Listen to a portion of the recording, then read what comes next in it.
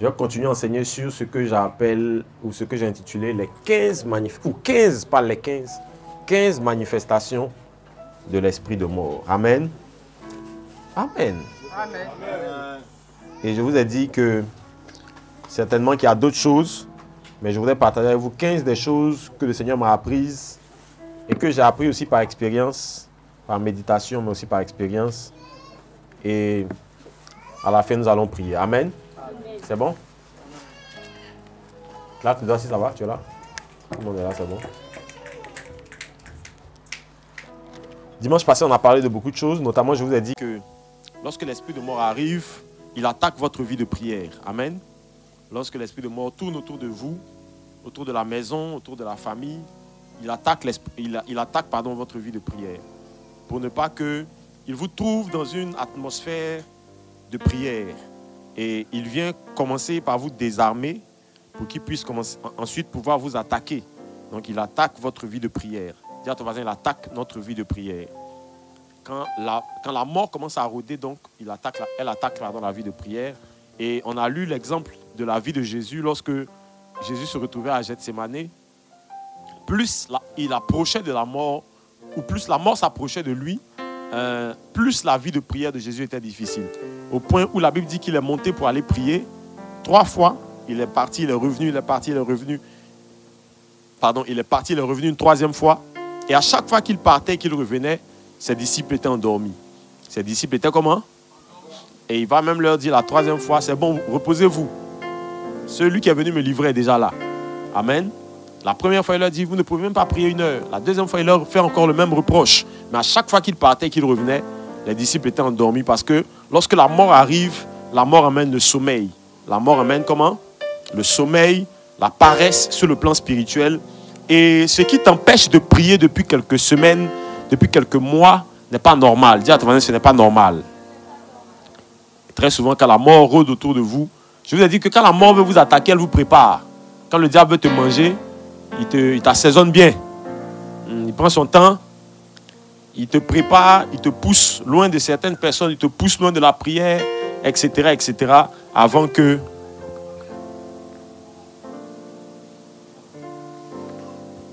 Amen. Amen. Je vous ai aussi dit que lorsque la mort arrive, lorsque l'esprit de mort arrive, la deuxième chose qu'elle fait, dont on a parlé dimanche, c'était quoi déjà? C'est qu'elle vous emmène aussi des hommes pour vous éloigner de des desseins de Dieu pour vous. Et je vous ai dit que quand on dit on vous envoie des hommes ou on vous envoie des femmes, souvent tout le monde pense directement à des femmes ou des hommes par rapport à des rapports. Ce n'est pas seulement ça. Quand la mort aussi vous attaque, il vous envoie aussi des hommes pour vous éloigner. Ça peut être des amitiés, ça peut être des gens que vous prenez comme exemple, etc., etc. Ça peut être des gens qui vous influencent positivement ou négativement. Mais la mort, quand elle arrive, elle emmène des hommes pour vous pousser loin, pour vous éloigner de ce que Dieu veut faire avec vous. Amen. Et je vous ai dit que l'une des choses les plus dangereuses, les gens les plus dangereux autour de vous, ce ne sont pas ceux qui vous poussent à faire le mal. Les gens les plus dangereux autour de vous, ce n'est pas ceux qui vous poussent à faire le mal. Les gens les plus dangereux, je répète, c'est ceux qui vous poussent à ne rien faire. Amen. Il y a des gens autour de vous dans votre vie là, ils ne vous poussent pas à faire le mal, mais ils ne vous encouragent. Leur présence dans votre vie ne vous encourage pas à faire plus. C'est eux les plus dangereux. Donc vous avez une destinée à atteindre, vous avez un but à atteindre, mais il y a des gens qui sont autour de vous que le diable place. Ils sont là pour vous empêcher de rêver, de devenir ce que Dieu vous appelle à devenir. Donc ils vous font croire que c'est bon. Vous pouvez vous asseoir. Vous êtes arrivé. C'est bon. Regarde autour de toi. Qui a quoi? Donc il y a des gens autour de vous que le diable place. C'est pour vous, c'est pour détruire votre vie en vous donnant un modèle qui ne vous pousse pas. C'est pour ça que quand vous rencontrez, regardez, quand vous rencontrez quelqu'un, vous savez, l'homme, souvent naturellement, quand tu rencontres quelqu'un qui a plus d'argent que toi, qui est plus important que toi, généralement, tu es un peu gêné. Tu es un peu complexé. Mais quand tu es sage, tu te rends compte que quand Dieu t'emmène quelqu'un qui est plus loin que toi, qui fait plus que toi, qui va plus loin que toi, qui a plus que ce que tu as, tu comprends que Dieu t'aime. Parce que Dieu te donne un modèle qui va te pousser à aller loin. Vous savez, moi, j'avais un comportement quand j'étais plus jeune. Moi, j'ai grandi à Vridi. Et vous savez, dans nos quartiers, Vridi, Port-Boué, souvent, on n'a pas beaucoup d'amis à réussir. On n'a pas beaucoup de gens qui réussissent dans leur travail, dans leurs activités. Et très souvent, quand les seules 2-3 personnes qui ont réussi reviennent au quartier, souvent les gens les critiquent. Hein, il se prend maintenant, il fait le malin, on ne le voit plus. Mais moi, j'avais une façon de réfléchir différente. Je me disais que si Dieu me fait grâce d'être l'ami de quelqu'un qui a réussi quelque chose, c'est pour que Dieu puisse m'aider à réussir aussi. Donc les gens que tout le monde critique, là, moi, c'était mes amis. Moi, si tu as réussi, tu es mon ami. Hein. Parce que Dieu t'emmène aussi des gens pour t'aider, à te motiver à aller plus loin. Et quand la mort tourne autour de vous, les hommes qui vous envoient, ce n'est pas seulement pour vous aider, pour vous pousser à pécher. Les hommes qui vous envoient aussi, c'est pour vous aider à rester sur place, à ne pas essayer de devenir plus que ce que vous êtes aujourd'hui. Et je vous ai dit dimanche dernier que c'est une des choses très, très graves. Bref, il fallait venir dimanche passé. Je ne vais pas recommencer. Aujourd'hui, je vais vous donner 2 points. Le premier point que je vais vous donner aujourd'hui, c'est que quand l'esprit de mort tourne autour d'une vie ou d'une destinée, vous savez, on peut reconnaître la présence d'un esprit de mort par une chose importante, c'est l'atmosphère. Tout le monde dit l'atmosphère. Dis ça bien, dis ça bien. C'est l'atmosphère. Et très souvent, quand vous êtes quelque part, vous devez faire attention à l'atmosphère. Dis à ton voisin l'atmosphère. Et je pense même que quand vous êtes quelque part, vous devez veiller à l'atmosphère dans l'endroit dans lequel vous êtes. Amen. Et on va lire dans le livre de Matthieu ou Marc, je ne sais pas tout à l'heure. Vous allez voir que quand la mort s'approchait de Jésus, plus la mort s'approchait, plus le climat changeait. Amen.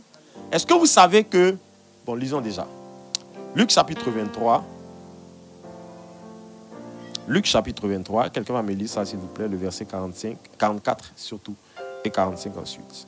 Luc chapitre 23, verset 44 et verset 45.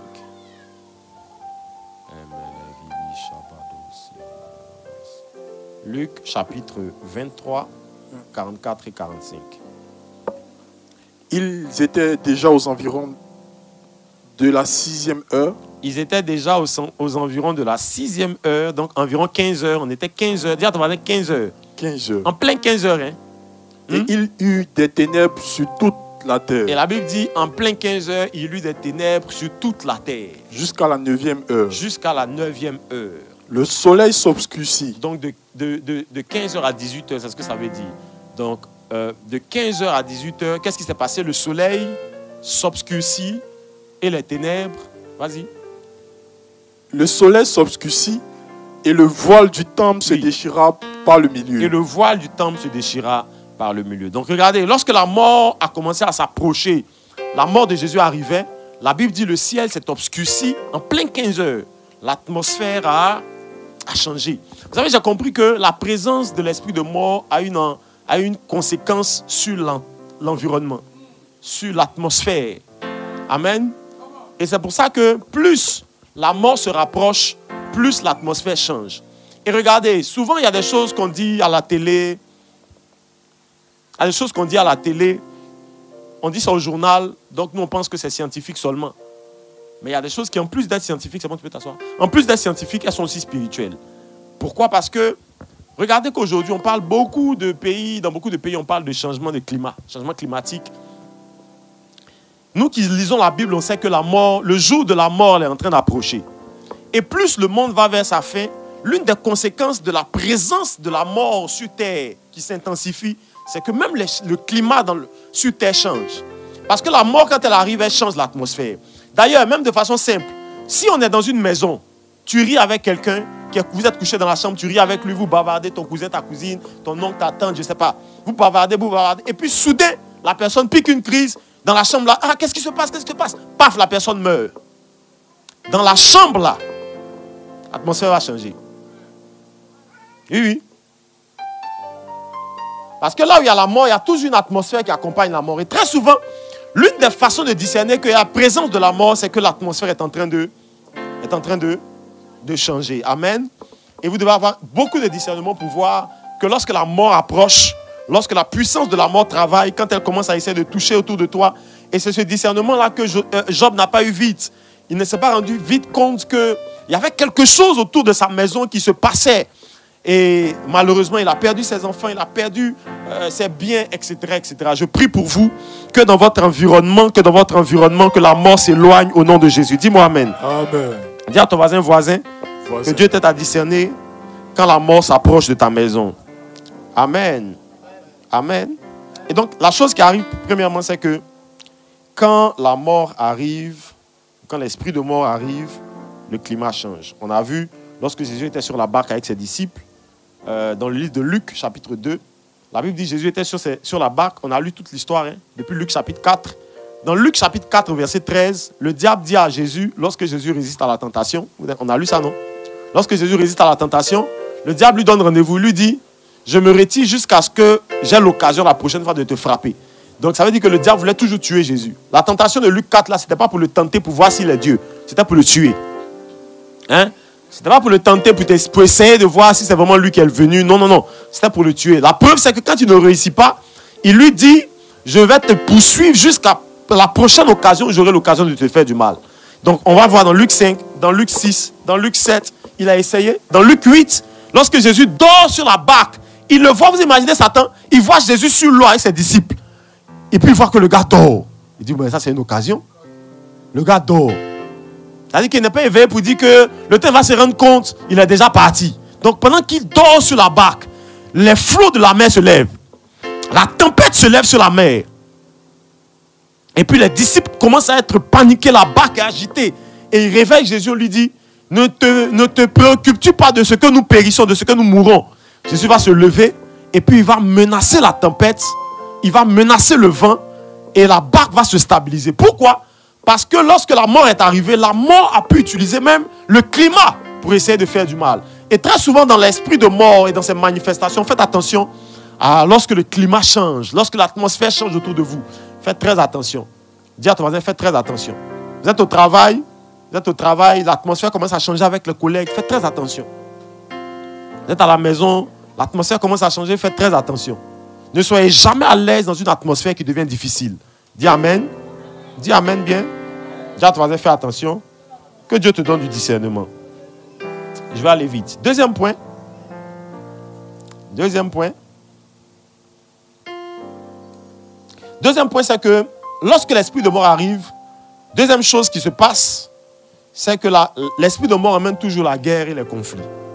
Toujours, quand il y a un esprit de mort quelque part, vous savez, l'esprit de mort n'agit jamais, ou agit rarement directement. Lorsque la mort arrive quelque part, elle commence par amener les divisions, les disputes, les conflits, la guerre. Parce que l'esprit de mort est un esprit. Dis à ton voisin, l'esprit de mort, c'est un esprit. Dis-lui ça bien, voisin, c'est un esprit. En d'autres termes, si l'esprit de mort veut vous prendre, parfois l'esprit de mort doit trouver la main d'un homme pour vous prendre à sa place. Il doit convaincre quelqu'un de vous détester suffisamment pour vous faire du mal à sa place. Amen. Et très souvent, ça arrive dans les conflits, dans les divisions. C'est pour ça que vous allez voir que tout ce qui est derrière la guerre, ce n'est pas les intérêts politiques. C'est un esprit de mort. Nous, en Côte d'Ivoire, quand on fait la guerre, on sait que derrière la guerre, il y a un esprit de mort. Il y a un esprit qui va pousser les gens à se détester sur des prétextes farfelus. Celui-là qui est au nord, celui-là qui est au sud. Pendant qu'on dit ça, il y a d'autres qui sont mariés nord-sud, ils ont des enfants. Il y a d'autres qui sont mariés musulmans et chrétiens, ils ont des enfants. Il y a d'autres qui sont mariés blancs et noirs, ils ont des enfants. Mais le diable réussit à nous faire croire que blancs et noirs, musulmans et chrétiens, nordistes et sudistes, machin et ceci et cela, vous devez vous battre pour voir qui est le meilleur. Parce que quand la mort arrive, elle arrive toujours avec des conflits, avec des séparations, avec des disputes, avec des guerres. Amen. Il faut montrer ça rapidement dans la Bible. Matthieu chapitre 18, lisons le verset 12. Allons vite. Matthieu 18, le verset 12. Pourquoi est-ce que ça se passe comme ça? On va lire le verset, je vous explique. Matthieu 18, à partir du verset 12. Lis ça pour nous, s'il te plaît. Matthieu 18, verset 12. À partir du verset 12, oui. Lis-nous jusqu'au verset 12. Bon, lis 12 et 13. Que vous ensemble, si un homme a 100 brebis. Qu'est-ce que vous en pensez donc? Si un homme a 100 brebis, et que l'une d'elles s'égare, ne laisse-t-il pas les 99 autres, ne laisse-t-il pas les 99 autres, oui, sur les montagnes, oui, pour aller chercher celle qui s'est égarée, qui s'est égarée. Verset 13. Et s'il la trouve, je vous le dis en vérité, elle lui cause plus de joie que les 99 qui qui ne se sont pas égarés. Amen. Ça, c'est la parabole des 99. Vous connaissez ça, non? Bon, tout le monde va dire oui. Hein. Vous connaissez, non? On connaît. Ça, c'est la parabole des 99 brebis. La Bible dit, un monsieur, bon, je répète pour ceux qui connaissent, mais qui... Sinon, tout le monde connaît. C'est pas ça? Le monsieur est berger, il a 100 brebis. Et la Bible dit, une brebis va s'égarer. Tout le monde dit, une brebis va s'égarer. Il en reste 99. La Bible précise que quelque chose, on dit, il va laisser les 99. Bon, il ne les abandonne pas, il les met en sécurité. Parce que la Bible précise qu'il les laisse sur la montagne. C'est pas ça? Il les laisse où ça? Les loups n'arrivent pas là-bas. Donc, il les laisse là où il sait qu'on ne peut pas les prendre. Et puis maintenant, il va chercher la seule brebis qui est perdue. Il descend dans la vallée, il va chercher la seule brebis qui est perdue. La Bible précise au verset 13, quand il retrouve la seule brebis perdue, elle lui cause plus de joie que les 99 qui sont restés en sécurité quelque part là-bas. Pourquoi? Parce qu'il y a une stratégie du diable derrière. Lisons maintenant le livre de Jean chapitre 10. Lis-moi Jean chapitre 10. Jean 10, le voleur vient pour... Bon, lis-moi déjà 1 Samuel chapitre 17, le verset 34. On va terminer avec Jean 10. 1 Samuel 17, verset 34. Ça va? Dis-moi mon aide. On te laisse. 1 Samuel 17, 34 à 36. Allons-y. 1 Samuel 17, verset 34.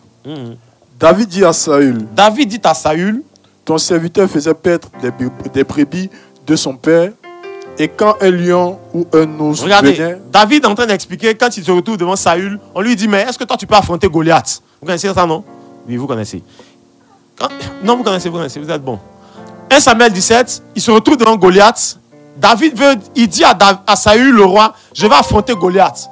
Il dit, mais toi tu es un enfant, un petit comme ça. Nous-mêmes qui sommes là, on a reculé. Et puis lui dit, pour essayer de le convaincre, il lui dit ça. Lis ça maintenant, il dit. David dit à Saül, oui.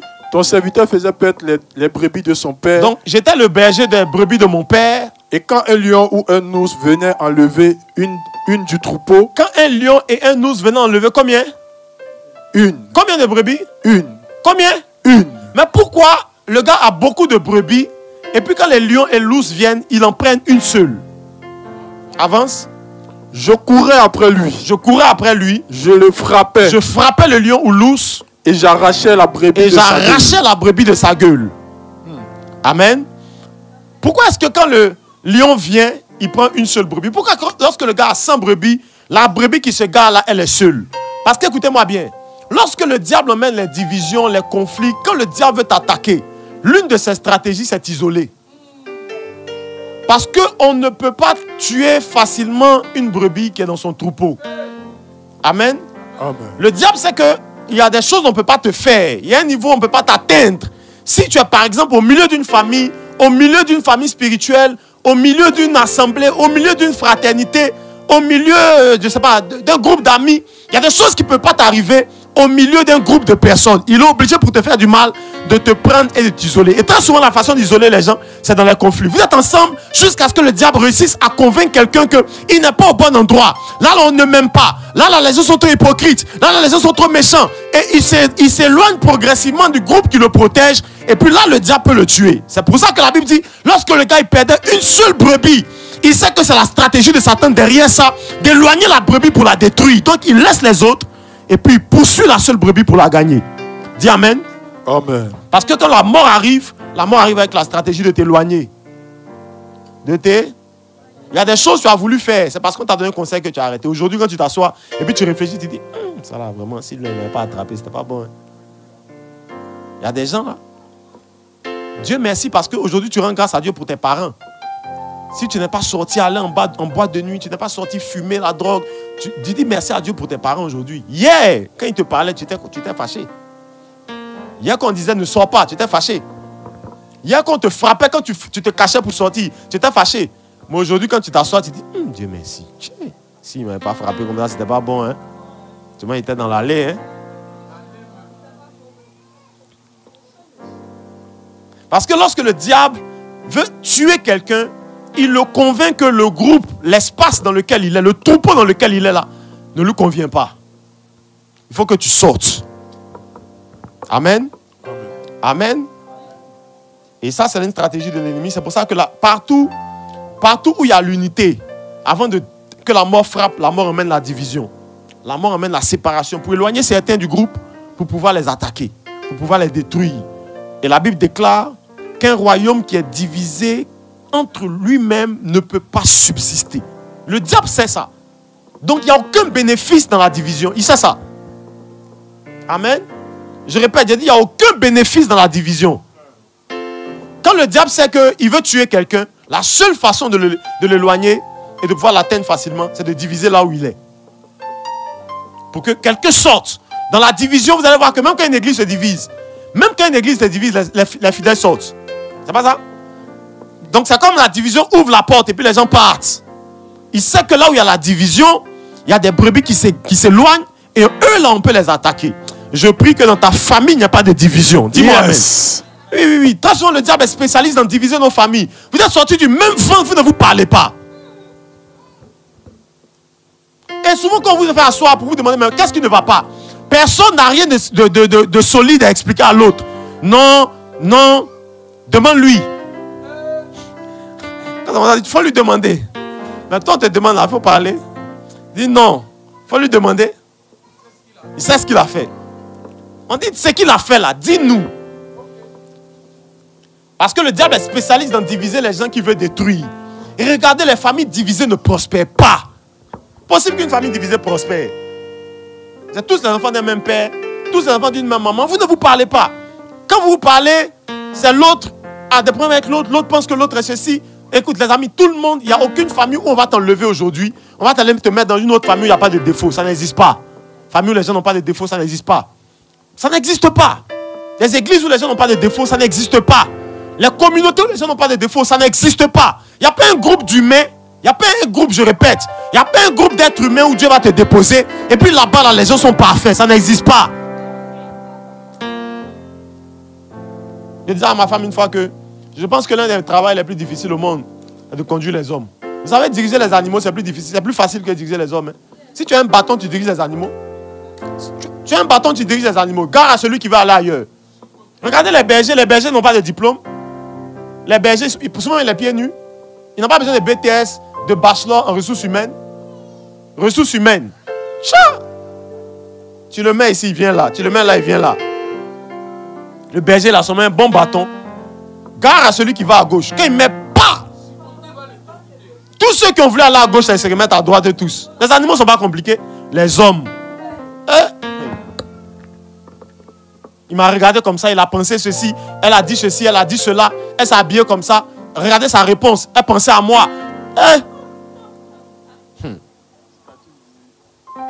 Les hommes sont difficiles. Les hommes sont très difficiles. Et je dis à ma femme, je dis que si tu vois quelqu'un rassembler 100 personnes, 200 personnes, 500 personnes, 1000 personnes, il faut le respecter. Il faut vraiment le respecter. Si 200 personnes, 1000 personnes, 2000 personnes suivent quelqu'un, il faut le respecter. Même deux, il faut le respecter. Parce que les gens se marient, mari et femme. Ils n'arrivent pas à s'entendre pendant 30 ans, 40 ans et puis divorcent. 2 personnes. Donc imagine celui qui dirige 100, 250, 500, 1000. C'est pour ça qu'il y a des gens que les hommes ne suivent pas. Parce que pour suivre les hommes, il faut que le berger ait un caractère. Oui, pour que les gens le suivent. Il faut que celui qu'on suit ait un caractère. Si tu veux on suit quelqu'un, c'est parce que le gars là, il a un caractère qui fait que les gens le sont attachés à lui. Sinon, les hommes ne suivent pas n'importe qui. Hein. Les hommes sont difficiles. Les hommes sont difficiles. Si tu veux en attacher à quelqu'un, et puis, même un pasteur rassemble 20 personnes, et puis 20 personnes viennent tous les dimanches s'asseoir pour l'écouter. Il faut faire attention. Il y a des gens qu'on ne suit pas. Il y a des gens, c'est toi seul. Il y a des gens dans ta vie, là, c'est toi seul, ta femme et tes enfants. Personne ne te suit. Quand tu commences quelque chose avec quelqu'un, il n'est pas attaché à toi. Il y a des gens à qui on ne s'attache pas. Parce que tu n'as pas le caractère pour diriger les hommes. Les hommes sont difficiles à diriger. Hein? Difficile à diriger. Difficile. Il faut tout en même temps. Il faut la patience, il faut l'amour, il faut en même temps un peu de colère, il faut un peu sévère en même temps. En même temps, tu n'es pas sévère, en même temps, tu es tout. Tu es là, en même temps, mais souvent, tu te regardes et tu dis, je suis quoi en fait? Je suis méchant, je ne suis pas méchant. Que dois-je être? Les hommes, dis à ton voisin, les hommes sont difficiles. Hein? Ceux qui ont des employés au travail, vous savez. Hein? Souvent, tu le regardes, tu as envie de le frapper. Je t'ai dit... Je t'ai dit... Ce que j'ai dit est difficile. Je t'ai dit...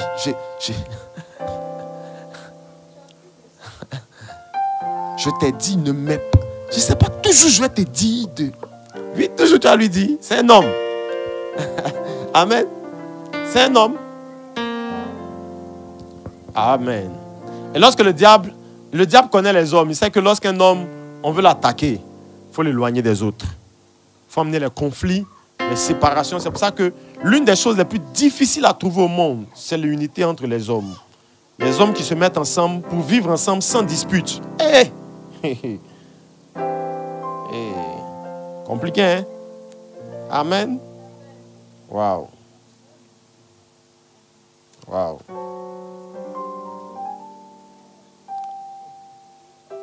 Bonjour dans ce dernier point-là. Comme on est à Noël, cadeau de Noël. Il a dit 2, mais vous donne 3. C'est un cadeau. C'est bon, non? Ouais, c'est bon. Donc vous pensez qu'il allait prêcher 2 points, quoi? Restez là seulement. 3e point. Marc chapitre 14, lis le verset 33, on va terminer avec. Marc 14, verset 33. On n'a pas lu Jean 10? Jean 10, le voleur vient pour... Bon, ça, on n'a pas besoin de lire ça. Marc chapitre 14, verset 33. Allons-y rapidement, j'ai terminé. La 6e heure étant venue, allons-y. Marc 14, verset 33. On vient de lire ça, mais relis ça rapidement, je vais juste voir un détail. Il prit avec lui Pierre, Jacques et Jean. Bon, ça c'est un autre verset, mais vas-y. Il prit avec lui Pierre, Marc Jacques 14, et Jean. verset combien? Verset 33. Et ça commence par il prit. Vérifie Matthieu 14 alors. Le verset que je cherche commence par la 6e heure étant venue, il eut des ténèbres sur toute la terre jusqu'à la 9e heure. On vient de lire ça, mais c'est un autre, avec un autre détail. C'est combien? Vérifie si ce n'est pas Matthieu 14. J'ai dû me tromper alors.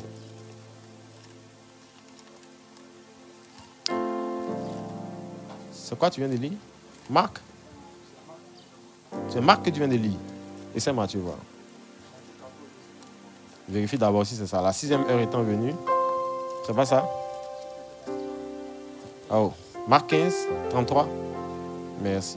Marc 15. C'est pas Marc 14. Voilà. Marc 15, verset 33. Lis-nous ça. Marc 15, verset 33. Oui. Les disciples lui disent. Ah.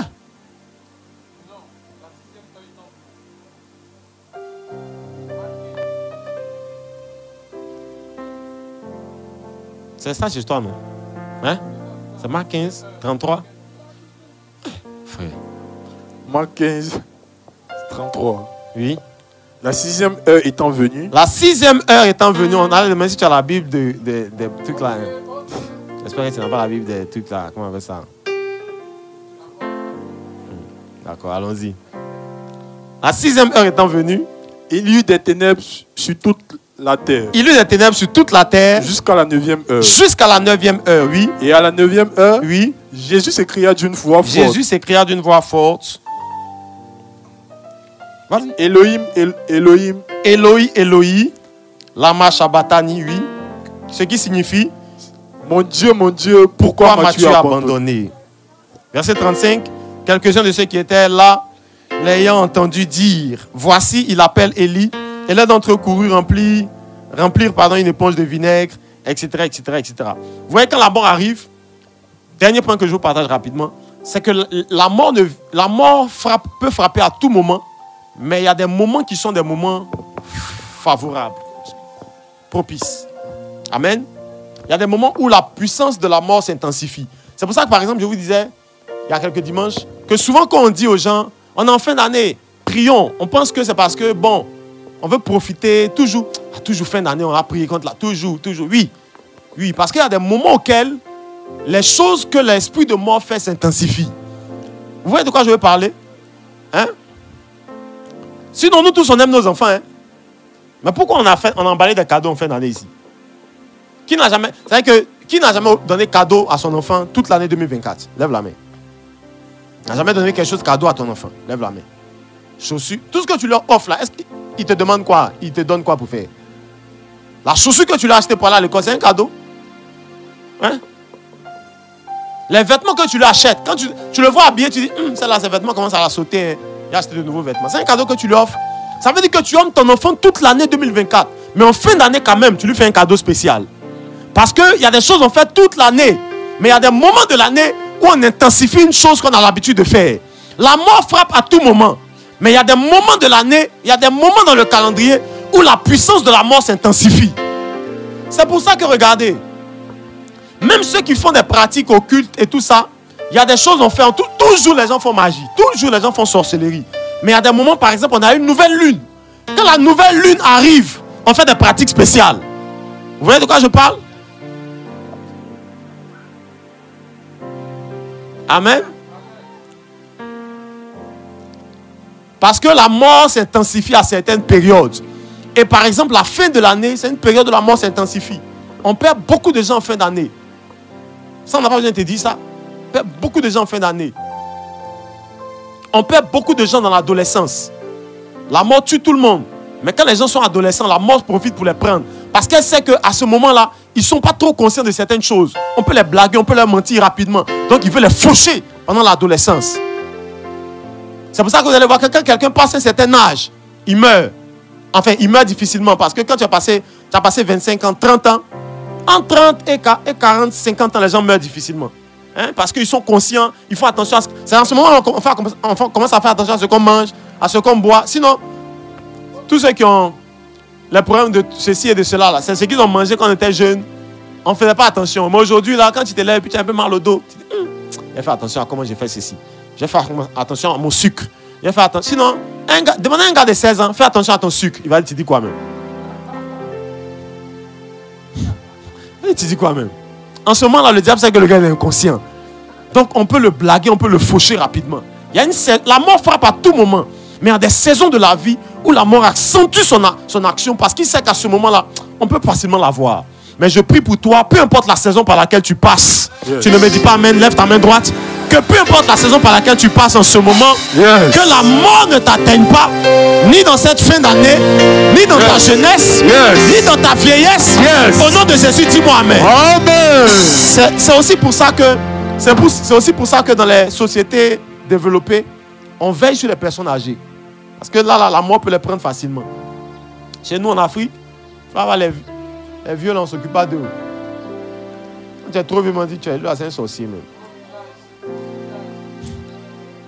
On t'appelle, on dit, la vieille est malade. Tu dis, la vieille, dans ton cœur, tu dis, elle va mourir, c'est bon. C'est bon, elle va mourir. Elle va bloquer nos destinées comme ça, elle seule. Hein? À la famille, tu demandes, non, c'est notre âge, c'est notre grâce là, elle prend pour vivre longtemps. Donc, au lieu d'aimer les gens qui sont âgés pour les aider à vieillir bien. Oh, Seigneur. Souvent, ils me demandent, donc nous aussi, quand on va vieillir, on dit qu'on est des sorciers. Hein? Donc, toi aussi, quand tu vas vieillir, on dit que tu es sorcier. Hein? Oh. Parce qu'il y a des moments où on protège la vie des gens. Il y a des moments où on sait que le diable peut les prendre facilement. On sait que ceux-là, il faut faire attention. Regardez nos vieux. Pour prendre même leur... Regardez comment les mains en rang à la COPEC. Pour prendre leur petit argent, c'est combien même? Souvent 20 000, 25 000. On les met en rang au soleil. Tu vois les vieux là. Combien? C'est combien? 7 500. 27 000 et quelques. Ça dépend de la pension. Tu vois les vieux là. Ils vont aller faire rang toute la journée. Pour prendre 8 000. Pour prendre 20 000, 15 000. C'est 20 000, on ne peut pas leur envoyer ça. Sans que papa ne te déplace pas. Parce que dans notre société, on n'a pas la conscience que ces gens, ils sont fragiles. On doit faire attention, sinon la mort va les prendre. Parce qu'il y a des moments où la mort est plus accentuée. Hein, sa puissance est plus accentuée qu'à certains moments. Lève ta main droite, je vais prier pour toi, on va terminer. Seigneur, merci pour ta grâce. Je déclare que la puissance de la mort, alors que nous finissons cette année, ne te prendra pas. Ce qui ne t'a pas eu jusqu'aujourd'hui ne t'aura pas jusqu'à la fin. Amen. Je déclare cette dernière semaine qui commence que la main de Dieu est sur toi, elle est sur ta maison. Amen. Elle est sur tes enfants, elle est sur ta famille, ton père et ta mère. Elle garde les gens qui te sont proches. Je déclare que la mort qui rôdait autour de votre maison et de votre famille est chassée et éloignée au nom de Jésus de Nazareth. Est-ce que tu peux battre les mains pendant 30 secondes? Repousse la mort loin de ta famille et de ta maison. 2024, vous ne finirez pas dans la mort. 2024, vous ne finirez pas des funérailles. Élève ta voix, prie s'il te plaît, on termine. Rebecca Rabababose Rende Brevele Barache Kapa la Papa Ragagaga Pande Vele Pandava Rebraï la Pose Mate Mama Chande Poleva. Prie, on termine, prie, on termine. Rabababalia Dabalia Rababababose C'était Kepele Bébé Imarababala Dapa.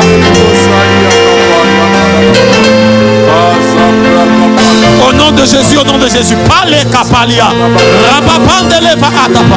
Nous repoussons la mort.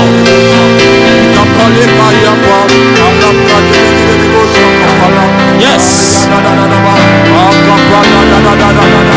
Yes. Amen. Merci Seigneur pour ta parole. Je déclare la main droite levée au ciel sur la maison sur laquelle tu m'as établi. Que dans cette maison ici, les absents de ce matin, les présents de ce matin, peu importe qui c'est, nous, nos familles, je déclare la protection divine jusqu'à la fin de cette année. Amen. Aucun d'entre nous n'est arraché par la puissance des ténèbres. Amen. Notre vie est gardée. Les anges de Dieu forment une barricade autour de nos maisons. Et nous sommes protégés de la puissance et des assauts de la mort. Si la mort se lève, alors elle s'abaisse.